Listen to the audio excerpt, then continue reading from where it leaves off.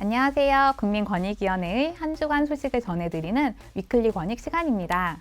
오늘 주요 소식을 전해드리기 전에 재밌는 이야기 하나 해드릴게요. 8살짜리 아이가 학교에 갔다가 집으로 돌아왔어요. 아이는 선생님이 부모님에게 보낸 편지를 들고 왔는데 내용은 아이가 짝꿍의 연필을 한 자루 훔쳤다는 것이에요. 아이의 아버지는 불같이 화를 내며 벌로 2주 동안 스마트폰 게임을 금지하는 벌을 주었어요. 그러다가 나중에 아이에게 물었어요. 연필이 필요하면 얘기를 하지 그랬어. 아빠한테 말하면 회사에서 연필 몇십 자루는 가져다 줄 텐데 말이야. 재밌으신가요? 우리가 알고 있는 정직과 생활에서의 청렴이 꼭 일치하는 것은 아닌 것 같습니다. 국민권익위원회는 국민 여러분의 눈높이에 맞는 청렴한 세상을 만들기 위해 더욱 노력하겠습니다.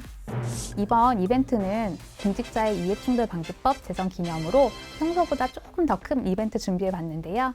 영상 마지막에 소개해 드릴 거고요. 영상 보시기 전에 권익비전, 구독, 좋아요는 필수인 거 아시죠? 국민권익위원회 전현희 위원장이 지난 2일 포항 수성사격장에서 실시되는 소음 측정 준비 상황을 점검하기 위해 포항시 장기면을 방문했습니다. 장기면 주민 2,803명은 올해 초 사격소음 등 피해를 호소하며 국민권익위원회에 포항 수성사격장 이전 또는 완전 폐쇄 등을 요구하는 집단 민원을 제출했는데요. 국민권익위원회는 긴급 현안 사안임을 감안해 조정을 위한 관계기관 준비회의, 주민 피해 현장 및 부대별 사격 훈련 현황 확인, 주민 현장 간담회 등을 진행했습니다. 이번 소음 측정은 소음 피해 여부를 직접 확인하기 위해 실시하는 것인데요. 이번 달 3일부터 다음 달 9일까지 실시됩니다. 측정 대상은 주한미군 아파치 헬기, 해병대 155mm 포, 전차포, 지뢰, 박격포, 대전차 화기 등입니다. 소음 측정의 신뢰성과 투명성, 객관성을 보장하기 위해 전문 업체, 포항시, 해병대가 6개의 장소에서 함께 측정하고 여기에 국립환경과학원 연구관, 주민대책위 주민, 국민권익위원회 조사관, 포항남부경찰서 소속 경찰관이 참관합니다. 남해바다, 한려해상 국립공원, 수백 개의 아름다운 섬, 이름만 들러도 설레는 곳 거제의 통영인데요. 이렇게 아름다운 곳에 국민 고충과 갈등이 생겨 국민권익위원회가 다녀왔습니다. 통영에서는 재승당, 비진외항, 소매물도 여객터미널과 관련된 고충과 갈등이 있었는데요. 섬 지역 주민과 관광객의 편의를 위해 지어진 여객터미널은 소유권과 운영 방식의 갈등으로 1년 넘게 제대로 운영되지 못한 채 방치되고 있었습니다. 지난해 11월 지역 주민들은 정상 운영을 요구하는 집단 민원을 권익위에 제출했는데요.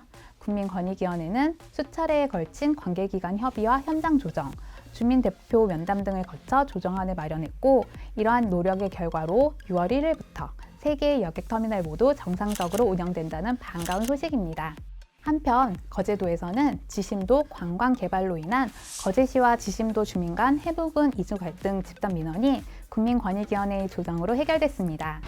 지심도를 자연학습장 등 관광 명품 섬으로 개발하려는 거제시와 지심도에서 계속 거주하기를 원하는 주민들 간 갈등이 수년간 계속되고 있었는데요. 거제시, 거제시의회, 환경부 등 10개월에 걸친 권익위의 갈등 조정을 통해 거제시는 주민에게 토지 사용과 민박 영업을 허가해주고 이주를 원하는 주민에 대해서는 보상을 해주기로 했습니다. 전현희 국민권익위원회 위원장은 통영, 거제 등 갈등 현장을 직접 찾아 현장 조정 회의를 주재하는 등 현장 갈등 해결 행보를 이어나갔는데요. 국민권익위원회는 많은 국민의 고충 해소와 권익 증진을 위한 민원 해결을 위해 최선을 다하겠습니다. 나 민원 씨는 1995년부터 지방자치단체가 부과한 토지재산세를 성실히 납부하고 있었는데요. 그러던 중 2016년에 재산세 납부 고지서를 받지 못해 확인해 본 결과 토지 소유자가 나민원 씨와 동명이인인 제3자인 것으로 밝혀졌습니다. 쉽게 말해 남의 땅에 대신 세금을 내고 있었던 건데요.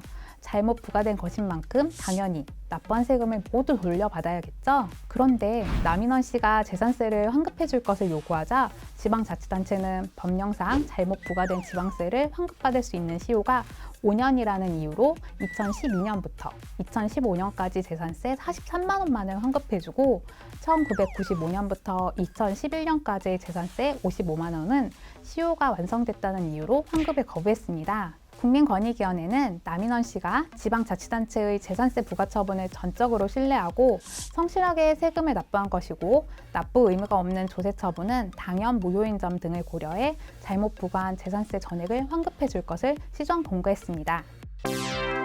국민권익위원회는 올해로 6번째인 모의행정심판 경연대회를 개최하기로 하고 이번 달 4일부터 20일까지 참가 신청을 받습니다.